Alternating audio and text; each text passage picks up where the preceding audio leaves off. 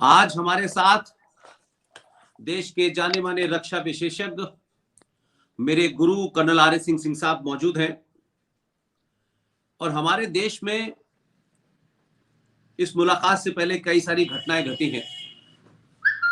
खासतौर से इस देश में हम पिछले एक करीब 2-3 महीने से एक यात्रा के बारे में बड़ा जिक्र हो रहा है। अलग अलग किस्म की उसमें तस्वीरें भी आ रही हैं, अलग अलग किस्म के मुद्दे भी आ रहे हैं और इस बीच में भारत की चाइना के साथ सीमा पे झड़प भी हुई, पाकिस्तान के साथ भी कई सारे मामला हुए, यूएन के अंदर भी भारत ने अपनी कई जगह बात रखी। लेकिन भारत में एक यात्रा चल रही है और एक पार्टी जिसकी नींव 1885 में एक अंग्रेज एओ ह्यूम ने रखी थी, उस पार्टी के कई बार टुकड़े हुए। कभी वो आई बनी, कभी वो ए बनी, कभी वो टी बनी, कभी वो जे बनी और आखिर में जो पार्टी जो भी है, उस पार्टी के एक नेता या परिवार के एक पुत्र ने एक यात्रा निकाली है और उसे नाम दिया है भारत जोड़ो यात्रा। तो इस भारत जोड़ो यात्रा में राजनीतिक क्या एजेंडा है, मुझे उसमें शायद या मुझे और आर एस सिंह साहब को कोई इंटरेस्ट नहीं है। ऐसी यात्राएं समय समय पर निकलती हैं, लेकिन हम लोगों ने अपने दौर में एक यात्रा देखी कि किस तरीके से जयप्रकाश नारायण ने पूरे देश के अंदर एक यात्रा निकाली और उसका क्या असर हुआ। अब जो यात्रा निकल रही है ये 7 सितंबर 2022 को कन्याकुमारी से शुरू हुई है और बताया जा रहा है कि श्रीनगर में इसका समापन होगा। लेकिन मेरा सिंह साहब से आज बुलाने का जो मेन मकसद है वो ये है कि हम इस देश में इस यात्रा में बीच बीच में जैसे किसी फिल्म के अंदर स्पेशल अपीयरेंस में लोग आते हैं, उसी अंदाज में ऐसे वो लोग आ रहे हैं जिनकी गतिविधियां, जिनका पूरा कैरियर बहुत डूबियस रहा है। एक चेहरा एक दिन यात्रा में नजर आता है, एक महिला, बुजुर्ग महिला, जिन्होंने इस देश में बांधों के खिलाफ खूब आंदोलन चलाया और उन्होंने कई दुनिया भर के प्राइज उसमें उनको मिले। वो इसमें आई मेधा पाटेकर, फिर वो कितने कदम चली, फिर वो चली गई। समय समय पे बीच बीच में बॉलीवुड के जोकर आए, वो चले गए। फिर बीच में हमने देखा कि रघुराम राजन जो आरबीआई के गवर्नर हैं, वो भी आए उसमें। लेकिन एक नाम जो है, जो मेरा मुझसे ज्यादा बेहतर कर्नल आर एस सिंह साहब जानते होंगे उनको, उनका नाम है दुल्लत, जो रॉ के पूर्व चीफ रहे हैं और उन्होंने कोई किताब भी पाकिस्तान के आईएसआई के चीफ के साथ मिलकर लिखी थी। और ये भी मैं जानता हूं कि ये हमारे दौर में हुआ कि फारूक अब्दुल्ला उस वक्त अटल बिहारी वाजपेयी के पास आए थे और दुल्लत की सिफारिश की थी कि आप इनको रॉ का चीफ बना दीजिए, और अटल बिहारी वाजपेयी ने बनाया भी। और उस कश्मीर का पूरा हाल आपने देखा किस तरह से हुआ। और जब भी भारत पाकिस्तान के बीच में ये पीसनिक नाम की दुकान चलती थी, तो ये दुल्लत हो, ये तमाम सारे वो लोग जो पीसनिक के नाम से आना जाना होता था, ये बीच में बातचीत करते थे।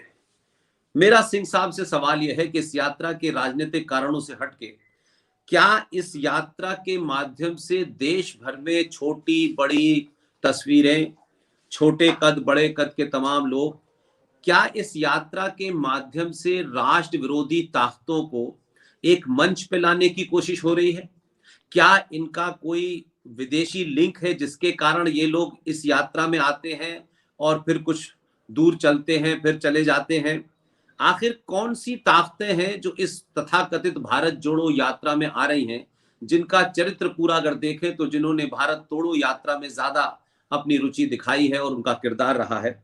सिंह साहब, मैं शुरू में सिर्फ यही पूछूंगा कि इस यात्रा का मकसद क्या देखते हैं, और खास तौर से ये जो 3 कैरेक्टर हैं, दुल्लत साहब हो या रघुराजन हो या ये आपकी मेधा पाटेकर हो, इसके पस मंजर में आप इस यात्रा को किस तरह देखते हैं? आपके सुनने वाले श्रोतागण को मेरा नव वर्ष की बहुत शुभकामनाएं। और मैं सभी को प्रणाम करता हूं। मैं तीनों शख्स पे टिप्पणी करूंगा और भी लोगों पे टिप्पणी करूंगा, लेकिन मैं अपनी शुरुआत दुल्लत साहब से करूंगा। दुल्लत साहब, आदरणीय दुल्लत साहब ने मुझे RANW में उन्होंने मुझे इंडक्ट किया था। वो मुझे एक सीक्रेट ऑर्गेनाइजेशन में जिसके भी वो उसके भी हेड थे, वो मिले थे। और बाद में मैंने अपनी इच्छा जाहिर की थी और मैंने उनको RANW ज्वाइन करने के पहले मैंने तमाम उनको प्रेजेंटेशन दिया था, south south south east Asia और एशिया पैसिफिक पे। ठीक है, क्योंकि मैं मिलिट्री इंटेलिजेंस का मेरा बैकग्राउंड था। मैं स्टाफ कॉलेज करके मैं MI डायरेक्टरेट में यहाँ पे आया था, तो मेरा वो एक्सपर्टीज था। तो इस तरीके से उन्हीं के जरिए मैं आया RANW में। और एक बहुत सुशील, मधुर भाषी और एक बहुत भद्र, वो बहुत भद्र पुरुष, एक बहुत भद्र पुरुष वो है। लेकिन आदरणीय दुल्लत साहब को मैं इतना ही कहूंगा कि जो अभी फिलहाल में आप जिन लोगों के साथ देखे गए, तो आपकी कंपनी ठीक नहीं है दुल्लत साहब, माफ कीजिएगा। आपकी संगत ठीक नहीं थी। ये किन लोगों के साथ आप जुड़ गए हैं? राहुल गांधी, सोनिया गांधी, रघुराम राजन, मेधा पाटकर। दुल्लत साहब, अगर आप ये नहीं, इनके पृष्ठभूमि को नहीं जानते हैं, ऐसा तो हो नहीं सकता है, क्योंकि आप तो इंटेलिजेंस ब्यूरो और रॉ, आप दोनों दोनों में आप काम कर चुके हैं। तो अगर आप ये कहते हैं कि आप इससे अनभिज्ञ हैं, तो मैं इस बात पर विश्वास नहीं करता और हिंदुस्तान का कोई भी विश्वास नहीं करता है। लेकिन हाँ, अब चूंकि मैं आज पुष्पिंदर जी के साथ आज ये वार्तालाप कर रहा हूं, तो मैं सभी जो श्रोतागण हैं और बाकी जो लोग इसके बाद इसको सुनेंगे YouTube के जरिए, तो मैं उनसे यही पूछना चाहूंगा दुल्लत साहब से कि आप ये बताइए कि आप तो IB में रह चुके हैं, रॉ में भी काम कर चुके हैं, तो कम से कम ये तो राहुल गांधी और सोनिया गांधी से पता करके देश को बताइए ना कि ये जो 2008 में मेमोरेंडम ऑफ अंडरस्टैंडिंग हुआ था चाइना के साथ, उसमें क्या था दुल्लत साहब? ये तो आपको पता होना चाहिए। चलिए, आप कहेंगे कि मैं रिटायर हो गया, लेकिन जब हमारे जैसे एक कनिष्ठ ओहदेदार को इतनी समझ है तो आपको भी होगी। तो आप बता दीजिए कि कृपया उनसे, भाई आप, मैं किसी के साथ भी जुड़ने के पहले मैं बहुत बैकग्राउंड चेक करता हूं। हो सकता है फिर भी गलती हो जाती हो, लेकिन हम कोई भी इनविटेशन मंजूर करने के पहले, अपनी सहमति देने के पहले हम बहुत कुछ हम सोच समझ करते हैं। आपने भी कुछ सोचा होगा। तो आपसे देश ये जानना चाहता है दुल्लत साहब कि वो MOU में क्या था साहब। अगर आप नहीं बता सकते हैं तो फिर आपको देश के साथ माफी मांगनी होगी, क्योंकि दुल्लत साहब ऐसा है कि वही वैसा ही MOU आपको मालूम है कि चाइना ने जमायते इस्लामी के साथ साइन किया था। दूसरा दुल्लत साहब, मैं आपसे यह आग्रह करूंगा कि कृपया राहुल गांधी से भी ये पूछ के बताएं, अगर आपको नहीं मालूम है, कि डोकलाम क्राइसिस के समय 2017 में वो छुप छुप के चाइनीज एम्बेसी में क्यों जा रहे थे। अगर आपको नहीं मालूम है तो आपने अखबारों में तो पढ़ा होगा, टेलीविजन भी आप देखते ही होंगे, वो तो चोरों की तरफ पकड़े गए थे। तो दुल्लत साहब, आपको एक ऐसे आदमी के संगत में आप जा रहे हैं दुल्लत साहब, तो आपसे देश जानना चाहता है। The nation wants to know, in Arnab Goswami language, the nation wants to know कि आखिर वो क्यों छुप गए थे। आपने पूछा नहीं इनसे? तीसरा दुल्लत साहब, आप राहुल गांधी से थोड़ा ये भी पूछ लेते, उनसे पूछ लेते, उनकी माता से पूछ लेते, उनके राजनीतिक चमचों से पूछ लेते कि ये मानसरोवर की जब यात्रा हुई थी, ये राहुल गांधी की, तो चाइनीज एम्बेसडर उनको सी ऑफ करना चाहते थे सभी प्रोटोकॉल के खिलाफ में। उसके पीछे क्या राज था दुल्लत साहब, ये भी देश को बता दीजिए। और दुल्लत साहब, आपने कई किताबें लिखी हैं, एक तो पाकिस्तान के असद दुरानी के साथ आपने लिखी है। वो वही आदमी है जिसके दौर में ग्लोबल जिहाद कश्मीर में आया था, और आप उस समय कश्मीर का देखभाल कर रहे थे। और असद दुरानी वो वही आदमी है जिसके जिसके कार्यकाल में कश्मीरी हिंदूज का एग्जोडस हुआ था दुल्लत साहब, ठीक है ना। तो आपने तमाम किताबें लिखी हैं, और आप चाहते भी हैं, किताब हम भी लिखते हैं, हम चाहते हैं, हम किताब इसीलिए लिखते हैं कि लोग हम पर पढ़ें, हमको पढ़ें, हम उस अपनी जो भी हमको व्यक्त करना है उसको जाने, उसका विश्लेषण करें। तो आपकी किताब की तो आप तो ये जरूर दावा करेंगे कि इसकी विश्वसनीयता है, इसकी बहुत जाहिर सी बात है, आप इतने बड़े पद पे रह चुके हैं। तो ये बताइए दुल्लत साहब, आपका मित्रोखिन पेपर्स के बारे में क्या कहना है? मतलब आपका कहना है कि ये मित्रोखिन पेपर्स, ये पूरा का पूरा, मतलब एक किताब लिख दी किसी ने, मतलब वो फैब्रिकेट करके, जिसमें सोनिया गांधी का नाम है। तो दुल्लत साहब, ये एक आम आदमी से मैं नहीं सवाल पूछ सकता, एक वो जो ये राजनीतिक चमचे जो इनके साथ घूम रहे यात्रा पे, उनसे नहीं पूछ सकता दुल्लत साहब। हम आपसे पूछ रहे हैं, क्योंकि मैंने जैसा कहा, एक आप मजे हुए एक इंटेलिजेंस ऑपरेटिव रहे हैं, ठीक है। तो ये इन सवालों का आपसे जवाब चाहिए। अगर इन सवालों का आप जवाब नहीं दे पाए तो आपकी विश्वसनीयता और राष्ट्र प्रेम पर तो सवाल जरूर उठेंगे। ये कोई मैं बहुत बड़ी बात नहीं कह रहा हूं। दूसरी बात, आप फारूक अब्दुल्ला के भी कंपनी में अभी देखे गए इस यात्रा में। फारूक अब्दुल्ला को 370 से बहुत दुख है। राघव राम कौल के बाद उनके जितने पूर्वज हैं वो अपने कब्र में आंसू बहा रहे हैं 370 को लेके। क्या आप भी आंसू बहा रहे हैं दुल्लत साहब? Are you also shedding tears? I think that is what you gave in your interview to that, third rate, third rate, internet portal called the Wire. फिर आपने दुल्लत साहब कहा कि Kashmir files is a propaganda movie.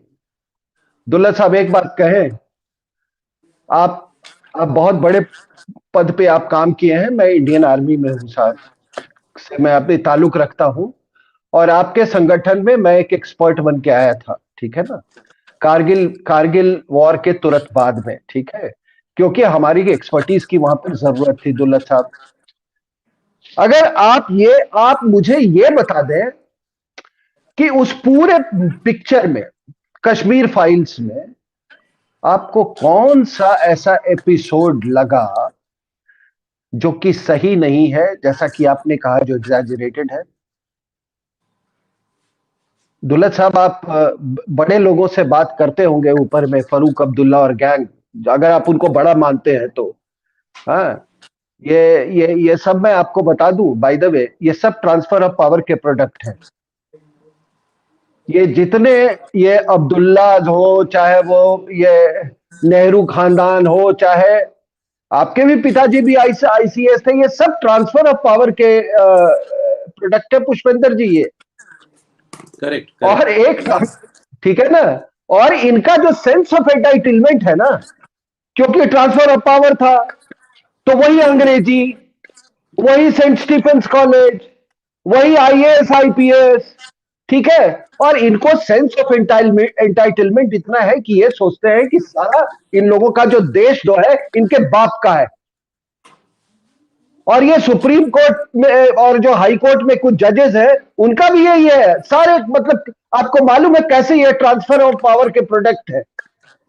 तो एक देसी national security adviser बन गया तो इनको बड़ी परेशानी हो रही है।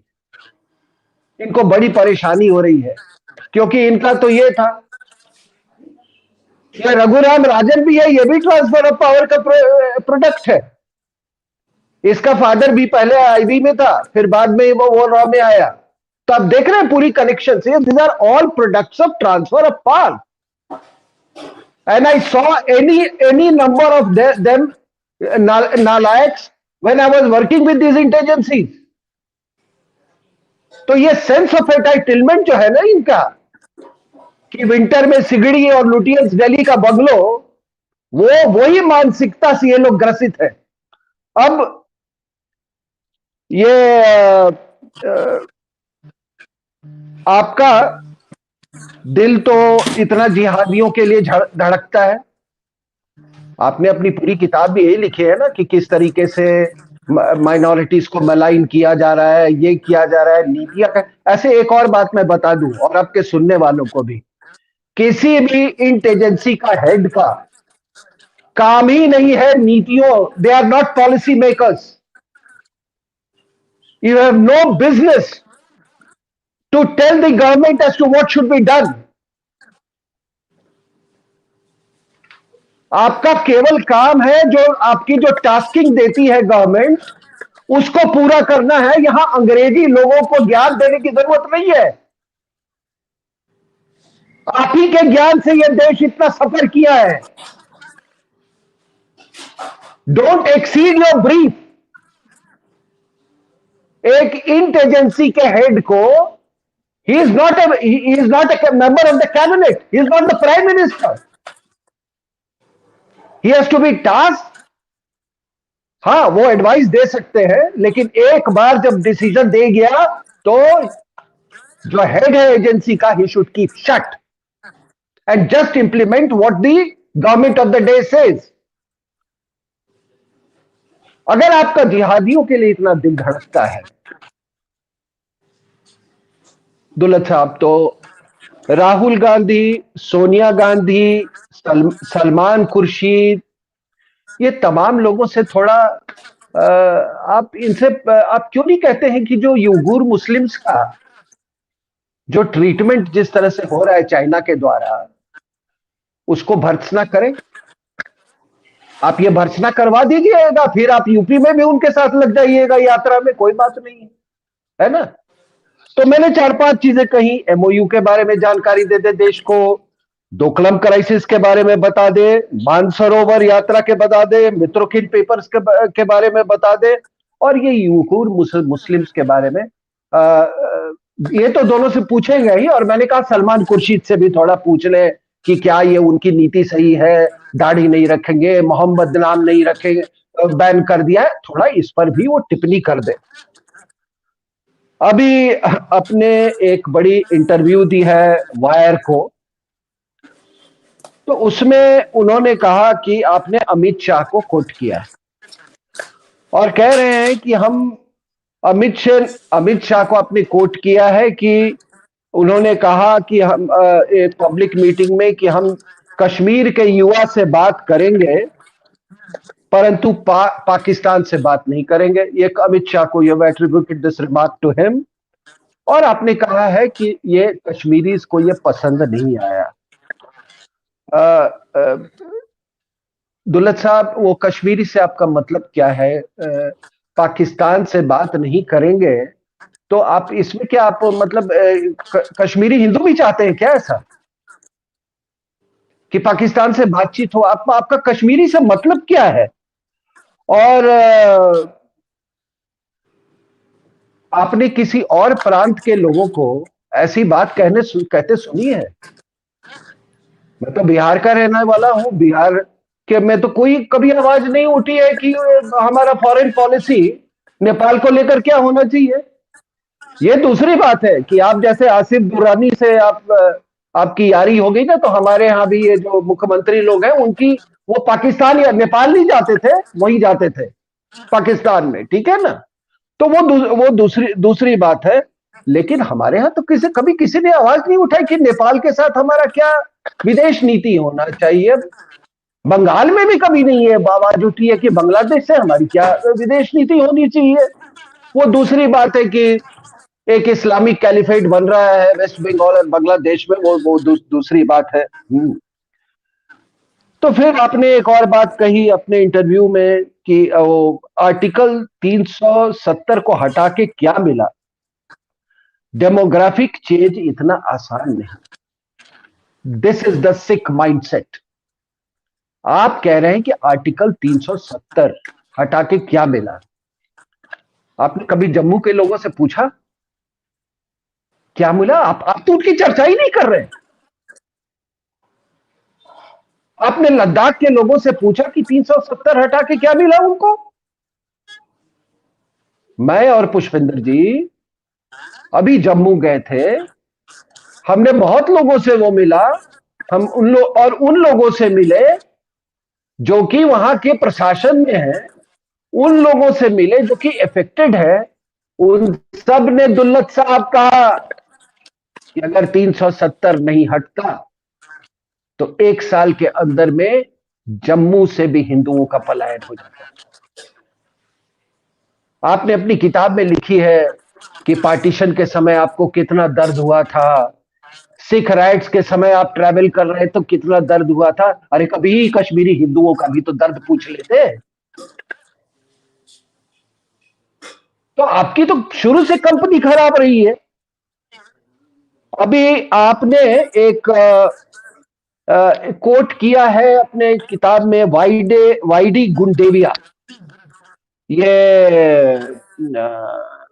ये फॉरेन सेक्रेटरी थे, उन्होंने नेहरू के टाइम में। तो शुरुआत में ही उन्होंने कही कि democracy died the day Sheikh was arrested. ठीक है ना, उनकी कि डेमोक्रेसी कश्मीर में उसी दिन मर गई जिस दिन शेख अब्दुल्ला वॉज अरेस्टेड। अब ऐसी आपको देखिए, मैं एक बात आपको कह दूं, यही होता है कि जब इंटेलिजेंस ब्यूरो से कोई RAW में आता है, there is a world of difference between internal intelligence and external intelligence. और एक्सटर्नल इंटेलिजेंस का जो भी भार संभाले, उसको जियो पॉलिटिक्स और स्ट्रैटेजी का बुनियादी ज्ञान होना चाहिए। आपको नहीं मालूम कि शेख अब्दुल्ला को क्यों अरेस्ट किया गया था, किन कारणों पर अरेस्ट किया गया था? अगर शेख अब्दुल्ला को नहीं अरेस्ट किया होता तो कश्मीर तबाह हो जाता। और आपको नहीं मालूम है कि ये कश्मीर की जो अभी स्थिति है, जो भौगोलिक स्थिति है, जो उसका जो भौगोलिक बांट जो है इंडिया और पाकिस्तान के बीच में, यानी कि POJK और वो सब अंग्रेजों के द्वारा एक फिक्स्ड मैच के तहत करवाया गया था। अगर आपको ये नहीं मालूम है तो आई एम सॉरी टू से you don't know world politics as it operated in the years from 1947 to 1954 till CENTO was signed between Pakistan and US। वो एक ऐसा दौर था 47-54 में कि ब्रिटेन एक यूनो पावर था, उसकी UN में बहुत चलती थी, हमको वो ब्लैकमेल करते रहते थे, उसका ये बहुत एडवांटेज उठा रहा था। ये शेख अब्दुल्ला फॉरेन सॉइल पे जाके ये कश्मीर को अलग करने की बात कर रहा था, वरना क्या मजबूरी थी साहब? और क्या उसको ऐसे देशद्रोही के वंशज क्या होंगे? और आप उन लोगों के कंपनी में है। दूसरी, आपने BN मलिक को आपने उनके बारे में कहा है, लिखा है। अरे BN मलिक, शर्म कीजिए आप लोग, किसका ये भी ट्रांसफर ऑफ पावर का प्रोडक्ट था। कई सालों तक नेहरू ने इसको IB का इसको हेड बना के रखा था। ये अंग्रेजों का आदमी ये सब ट्रांसफर ऑफ पावर के प्रोडक्ट थे। अंग्रेज गए, बंगले खाली किए, ये 30-35 साल के लोग उन बंगलों में घुस गए और इनके तेवर वही रहे। पैसे तो उतने नहीं इनको मिलते थे जितना अंग्रेजों को मिलते थे, क्योंकि वो तो पूरी इंडिया का लूट ही वो अपनी तनख्वाह में ले वो, लेकिन राम सिंह वही चपरासी रहा इनका। So this is the mindset. दूसरा, हिंदू टेरर के बारे में क्या कहना है दुल्लत साहब आपका? राहुल गांधी ने अमेरिकन एम्बेसडर को बोला था कि सबसे बड़ा खतरा हिंदू टेरर है, उसके बारे में क्या कहना है आपका? इसके बारे में कुछ टिप्पणी करेंगे कि 26/11 के समय इंडिया की जो पूरी वॉर रूम थी यूपीए रेजिम में, वो आपको मालूम है कि हाईजैक्ट हो गई थी? इसके बारे में कुछ बोलेंगे ना? उसमें आप नहीं थे, आप तो रिटायर हो चुके थे, लेकिन उसमें आईबी के भी ओहदेदार थे। उसके बाद कुछ इस पर भी टिप्पणी कर दे कि ये हिंदू टेरर बनाने में ये चिदम्बरम या दिग्विजय सिंह वगैरह का कुछ इनका भी हाथ था। दुल्लत साहब, मैंने एक पाकिस्तान पे किताब लिखी है, और मैंने जो किताब लिखी थी that was vetted by mister R K. Mishra, ठीक है ना? और आपको मालूम है कि आर.के. मिश्रा जो ओआरएफ के चेयरमैन थे,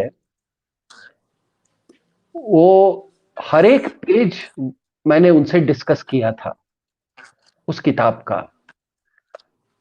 उनके और पाकिस्तान के नियाज नायक के बीच में आपको तो मालूम ही है कि 12 राउंड टॉक्स हुए थे, ठीक है ना? तो मैंने पाकिस्तान के बहुत बारीकी में जाके किताब लिखी, the military factor in Pakistan, ठीक है? हम सबको मालूम है कि पाकिस्तान इज ए जिहादी कंट्री। द बिगेस्ट, जो वहां के सबसे बड़ी जो संगठन है, जिहादी संगठन है वहां पे पाकिस्तान की, दुनिया भर में सबसे बड़ी संगठन वो है पाकिस्तान की मिलिट्री इंटेलिजेंस कॉम्प्लेक्स, जिसका हिस्सा आईएसआई है। आप उसके साथ मिलके किताब लिखते हैं, और वो आदमी जिसने पूरे हिंदुओं का पलायन करवाया था।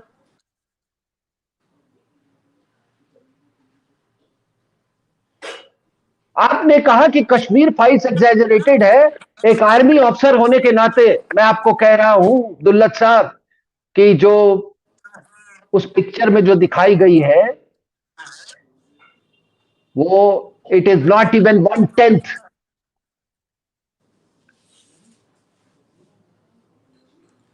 एक 1/10 नहीं है।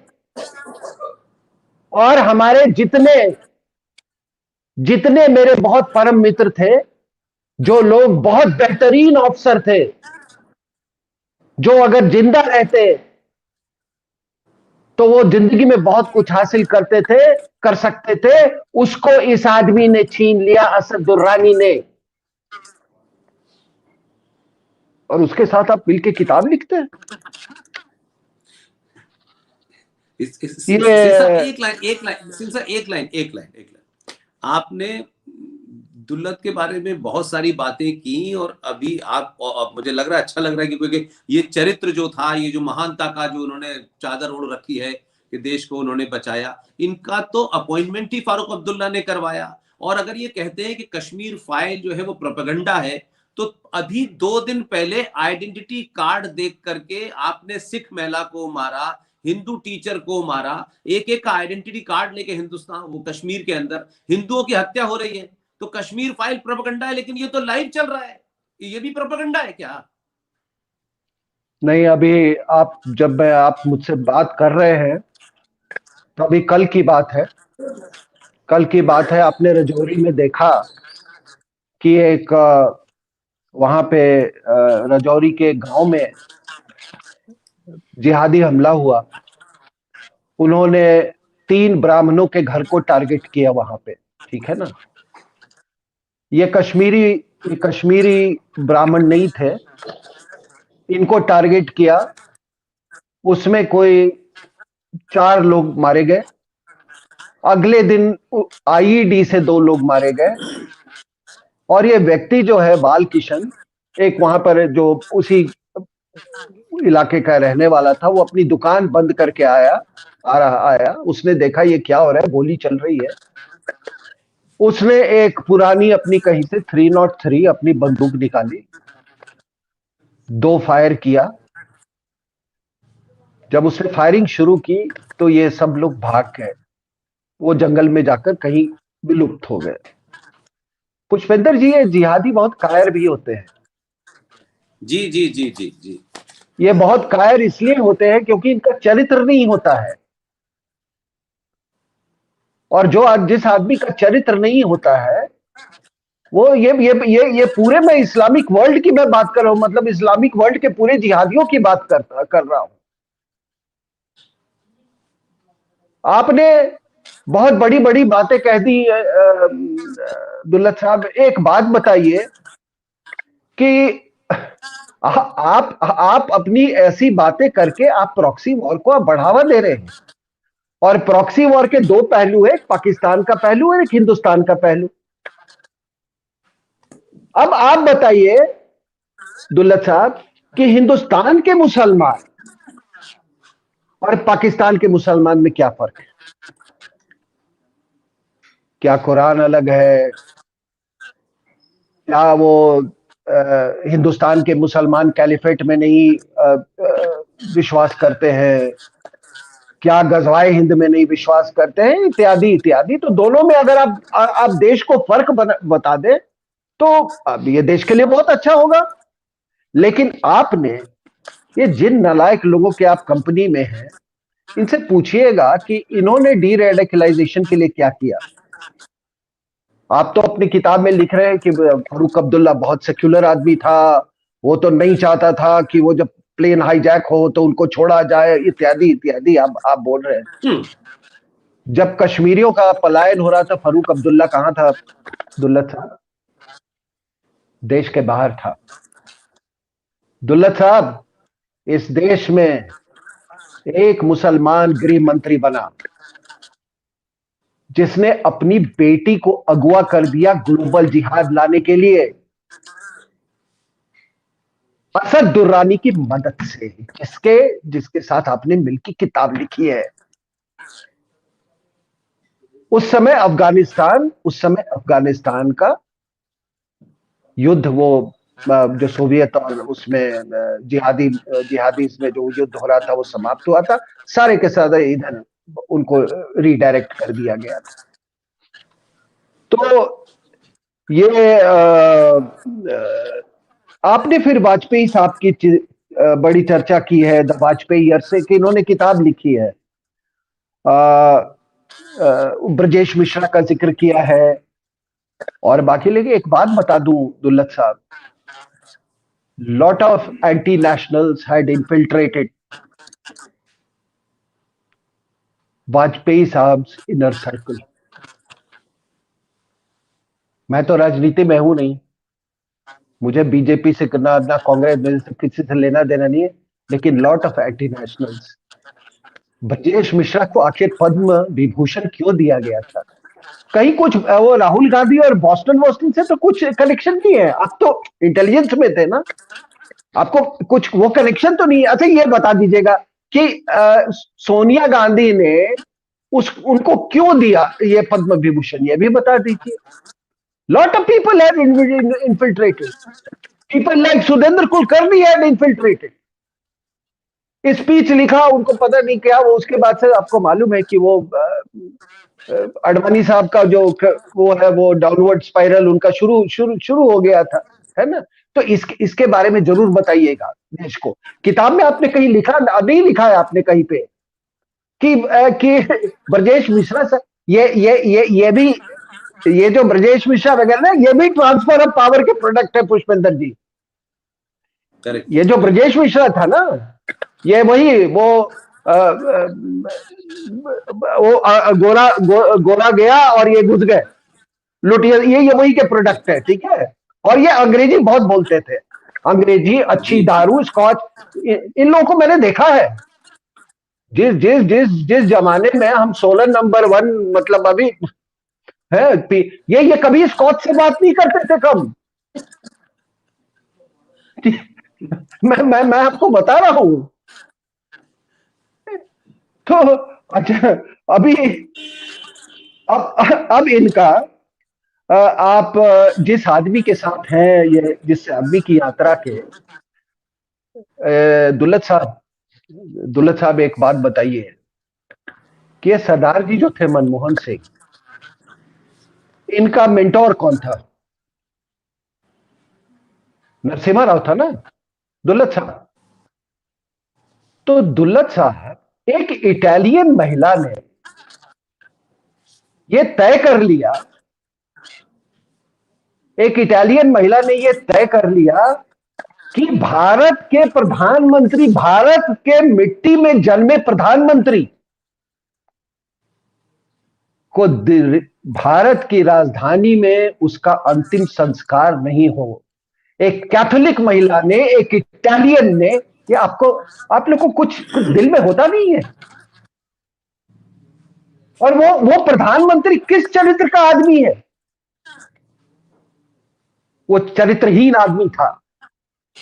और तब मैं कहता हूं कि कोई भी आदमी जो आईएमएफ, वर्ल्ड बैंक में काम किया हो, उसकी विश्वसनीयता पर मुझे 100% शक है। आखिर ये वर्ल्ड बैंक और आईएमएफ में बैठ के क्या डिसाइड करते कि भारत की तरक्की कैसे होगी?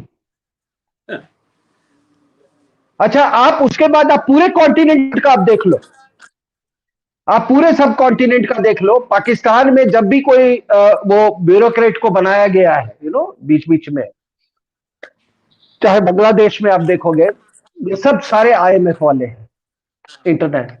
That is where Raghu Rajan comes in. ये भी आईएमएफ, वर्ल्ड बैंक। दूसरी बात, आप ये एक बहुत ही घटिया एक टर्म है, इकोनॉमिस्ट। इकोनॉमिस्ट क्या होता है? ये क्या है, मुझे समझाइए आप। इकोनॉमिस्ट भाई, अमर्त्य सेन तो अगर इकोनॉमिस्ट है ना भाई, आप उसको साइंस का अगर दर्जा ले रहे हैं, तो अमर्त्य सेन को तो अगर आप फिनांस मिनिस्टर, प्राइम मिनिस्टर बना दे तो जीडीपी हमारी 12% होनी चाहिए। आप कहते हो मनमोहन सिंह भी इकोनॉमिस्ट है, अशोक मित्रा भी इकोनॉमिस्ट था। ये क्या है? What is this term economist? And I am saying this with great degree of responsibility. Bharat में कोई ऐसी यूनिवर्सिटी है पुष्पेंद्र जी जहां इकोनॉमिक्स की पढ़ाई नहीं होती है? What was so special that was taught to Raghuram Rajan? मुझे बताएं, थोड़ी बहुत इकोनॉमिक्स की मैं भी ज्ञान रखता हूं मैं। ये फ्रॉड टर्म। दूसरी बात की, जब मैं ये बात कर रहा हूं, दुल्लत साहब, आपको बता रहा हूं कि ये इस इटालियन महिला ने, कैथोलिक महिला ने, जब एक हिंदू प्राइम मिनिस्टर को जगह नहीं दी यहां पे अंतिम संस्कार के लिए, तो कोई नई बात नहीं है। इसके बारे में पहले भी मेरी चर्चा हो चुकी है पुष्पेंद्र जी से। जी आप दुर्गा दास की किताब पढ़ ले, India from Curzon to Nehru and after, doctor Rajendra ठीक है? प्रसाद। उसमें, हाँ, दुल्लत साहब, उसमें क्या लिखा है कि डॉक्टर राजेंद्र प्रसाद बहुत बीमार चल रहे थे और ऐसा लग रहा था कि वो किसी भी वक्त उनका स्वर्गवास हो जाएगा। तो नेहरू जी को बड़ी चिंता हुई। उन्होंने लाल बहादुर शास्त्री को बुलाया और कहा कि ये मैं नहीं कह रहा हूं, आप ये किताब पढ़ लीजिएगा। उन्होंने लाल बहादुर शास्त्री को बुलाया और कहा कि देखो, ये अभी उनकी किसी भी वक्त मृत्यु हो सकती है, और ये जो बिहार के जो पॉलिटिशियंस हैं, ये इस बात पर ये जिद करेंगे कि उनका जो समाधि हो वो गांधी के समाधि के बगल में बने। मैं नहीं चाहता हूं, नेहरू ने बोला शास्त्री को, मैं नहीं चाहता हूं कि ऐसा हो। तो उन्होंने कहा कि तुम कोई और जगह देख के आओ। तो एक कमिश्नर थे सहाय, उनको लेकर लाल बहादुर शास्त्री गए, शाम को आए, बोले कि मैंने जगह ढूंढ लिया है। लेकिन कुछ ऐसा हुआ कि राजेंद्र प्रसाद स्वस्थ हो गए, ठीक है। उनका बाद में जब उनकी मृत्यु हुई, उस समय बहुत छोटा था, मैं गोद में था, मुझे याद है, मैं अपने पिताजी के गोद में, वो एक रिजर्व बैंक का बिल्डिंग बन रहा था पटना में, तो कुछ कुछ मुझे बहुत हल्की सी याद है, ठीक है। तो उन्होंने कहा कि मैंने जगह ढूंढ लिया है। और देखिए किस्मत क्या होता है, जो जगह राजेंद्र प्रसाद के लिए नेहरू के कहने पे लाल बहादुर शास्त्री ने ढूंढा था, जो चिन्हित किया था, वहीं पर लाल बहादुर शास्त्री की समाधि बनी। राजेंद्र प्रसाद का अंतिम। तो दुल्लत साहब, आप जिन जिन ताकतों के साथ आप घूम रहे हैं ना, ये वो लोग हैं, ये मौत में भी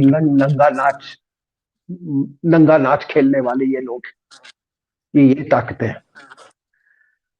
अभी आपने कहा कि कुछ चीजें आपने टिप्पणी की, आ, पता नहीं ये क्या मतलब, ये बताने की जरूरत क्या थी। एक एक सर्विंग नेशनल सिक्योरिटी एडवाइजर है, उन पर इतना लंबा व्याख्यान, उन पर इतना लंबा बयान कि बहुत एम्बिशियस आदमी है, शुरू से एम्बिशियस। तो एम्बिशियस तो आप भी थे ना,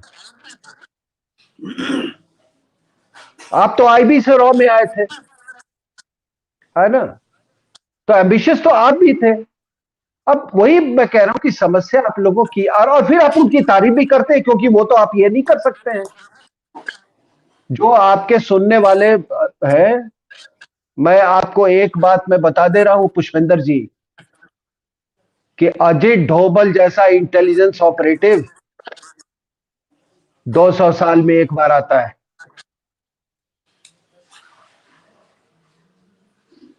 और वो ट्रांसफर ऑफ पावर का प्रोडक्ट नहीं है, वो शुद्ध देसी है। और जब शुद्ध देसी काम कर रहा है, तो इनको देखो, इनको फिर ये यात्रा पे निकल पड़ते हैं ये लोग। और बाकी मेधा पाटकर के बारे में हम क्या कहें, ये तो इनकी इनकी दुकान, मैंने सोचा कि ये दुकान इनकी बंद हो गई लेकिन ये राहुल गांधी की यात्रा के समय बड़ी दुकानें मैं देख रहा हूं फिर से धीरे धीरे खुलने की कोशिश कर रही हैं। इनके बारे में ये कहां नहीं होती है। जहां भी, मैंने इनको टेलीविजन पे बोला है कि जहां भी देश का नुकसान हो सकता है, वहां पर इस महिला को आप पाओगे।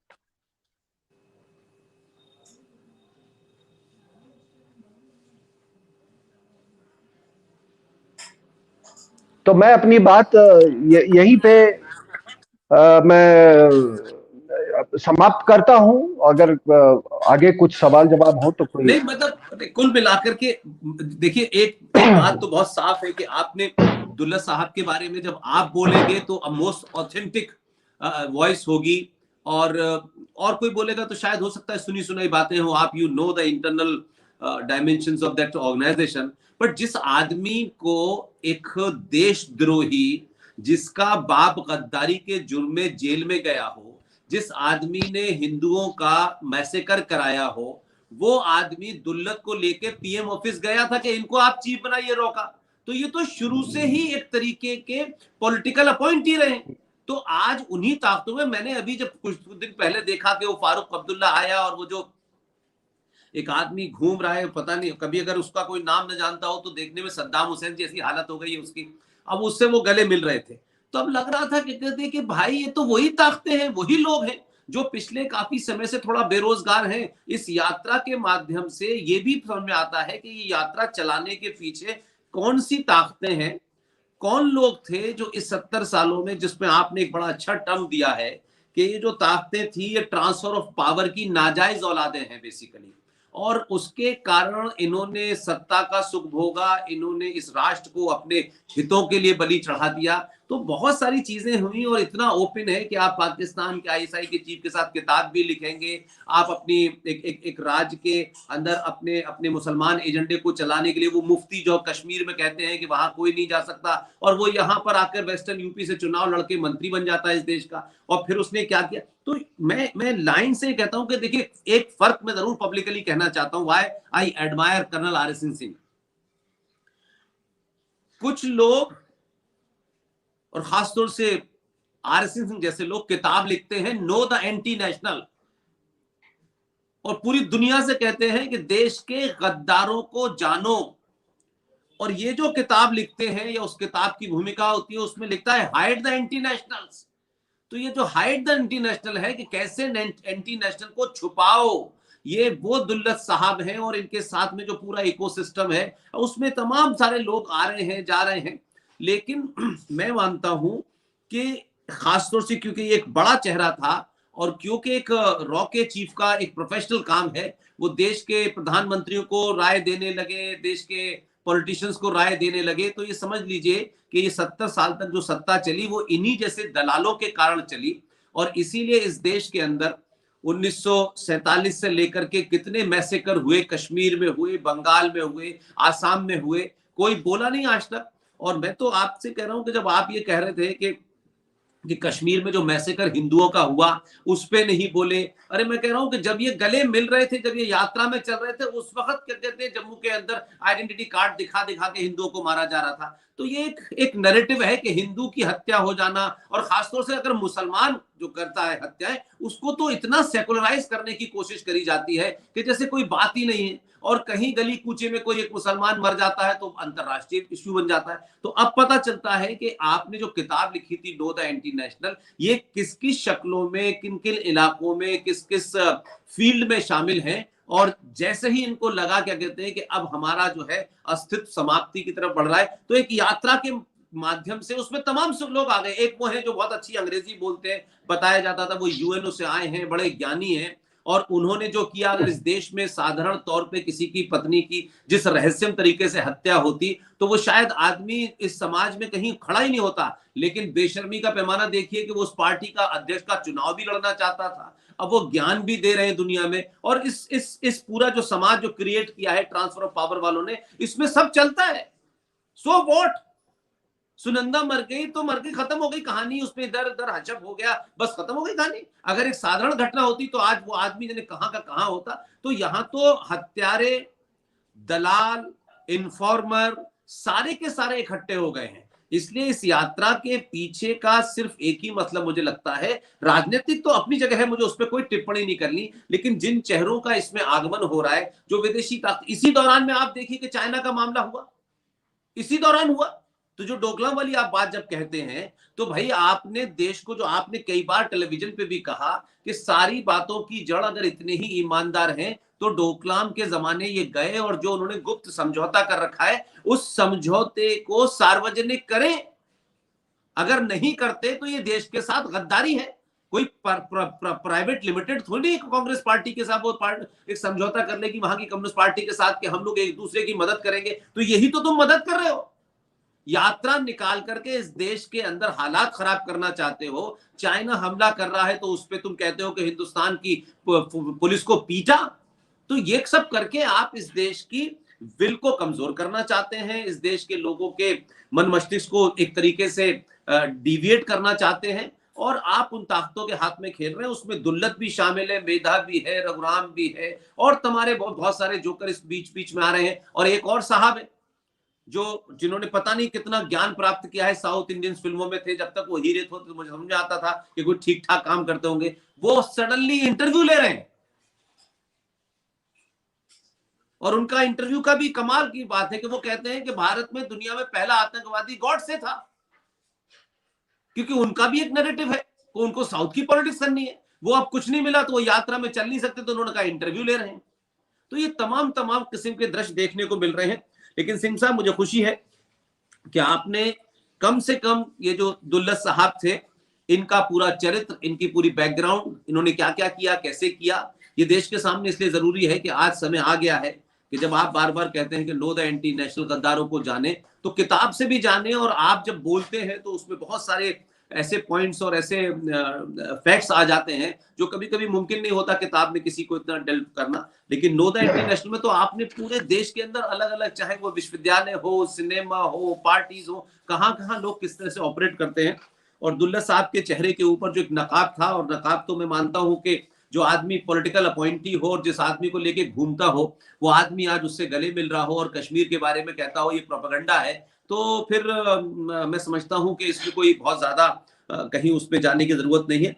लेकिन आज आपने एक स्पेसिफिक खास तौर से इस आदमी का चरित्र और इस आदमी की कारकर्दगी और इस आदमी की बैकग्राउंड के बारे में रखा, और सवाल भी कर दिया पूरे देश से। अगर दुल्लत साहब में जरा सी भी कोई, जैसे कह सकते हैं कि शर्म नाम की कोई चीज होगी, तो वो जितने सवाल आपने उठाए हैं, अगर उनमें दम है तो किसी टेलीविजन पे बैठ के कहीं चुपचाप से बैठ करके इनका जवाब दे। क्योंकि 1968 तक तो आईबी इंग्लैंड को रिपोर्ट करती थी, तब ये कहां थे मुझे नहीं पता। तो ये तमाम सारे लोग जो हैं, इन सबको जवाब देना है। और खासतौर से दुल्लत साहब के ऊपर एक बड़ा नकाब पड़ा हुआ था, बड़े ब्रिलियंट ऑफिसर है और फलाना है और ढिमाका है, तो हमने देखा कि उनकी ब्रिलियंस में क्या क्या काम हुआ। तो सिंह साहब, आपका बहुत बहुत धन्यवाद, और आपने जिस तरीके से इसको कवर किया, और हम लोग फिर एक आध हफ्ते में कोशिश करेंगे कि कुछ 2-3 मुद्दे और थे मेरे दिमाग में, उनको किसी और पर डिसाइड करेंगे। लेकिन एक मुद्दा है, क्योंकि इस वक्त वो चल रहा है, बस उसको मैं जिक्र कर देता हूं, क्योंकि झारखंड के अंदर ऐसी अल्ट्रा सरकार है भाई कि वहां जैनियों का जो सबसे बड़ा तीर्थ स्थान है उसे आपने टूरिस्ट प्लेस घोषित कर दिया है।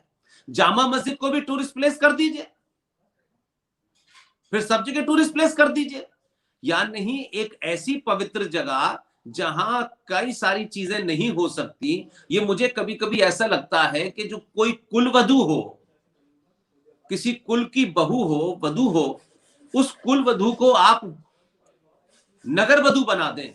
ये इस तरीके का जैनियों के साथ अत्याचार किया है उस सरकार ने, जो सरकार पूरी तरीके से मिशनरीज के और इस देश के अंदर जो वो ताकतें जो इस देश को कन्वर्ट करने में लगी हुई हैं, चाहे वो आप ग्रैम स्टैन का मामला हो, ये वही ताकतें हैं जिनके दबाव के अंदर इस तरीके के काम हो रहे हैं। और मैं समझता हूं कि ये बात मैं सिर्फ इसलिए रिकॉर्ड पे लाना चाहता था कि इसकी बात बहुत बहुत शोर शराबा था, लोगों ने मुझसे कहा, और इसके बाद हम लोग फिर एक हफ्ते बाद मिलेंगे। Thank you very much sir.